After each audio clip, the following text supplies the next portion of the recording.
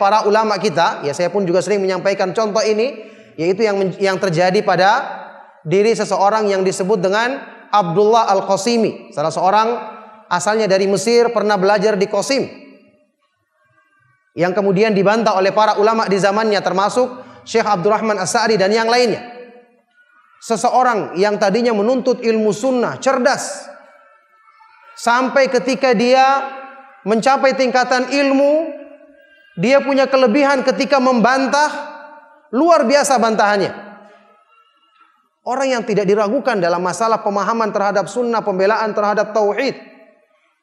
Sehingga ketika dia menulis sebuah buku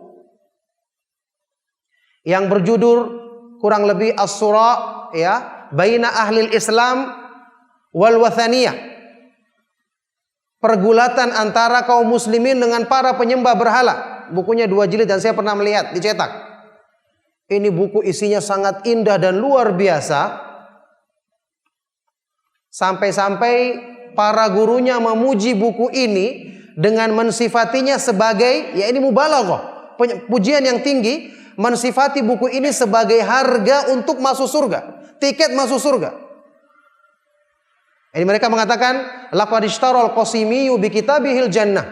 Sungguh Al-Qasimi ini telah menjadikan dengan bukunya ini untuk membeli surga, tiket masuk surga.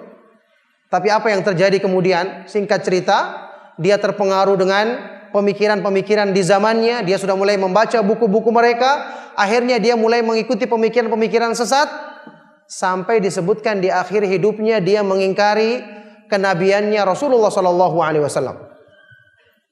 Bahkan dia mensifati Islam sebagai agama yang merupakan beban, yang diturunkan sebagai beban untuk memberatkan manusia. Na'udzubillahi min dzalik.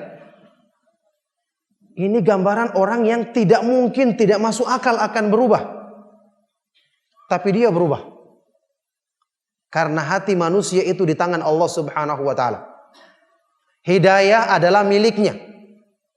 Sebagaimana dia maha kuasa untuk memasukkan ke dalam hati orang yang dipilihnya, dia juga maha kuasa untuk mencabut hidayah dari siapa yang dikehendakinya.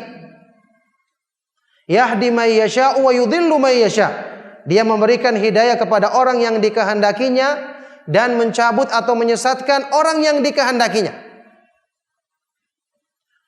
Makanya kita semua tidak ada yang merasa aman. Oleh karena itu kita tidak boleh terputus dari selalu bergantung dan berdoa kepada Allah. Karena apa yang kita mau andalkan? Hati kita lemah, mudah berbolak-balik.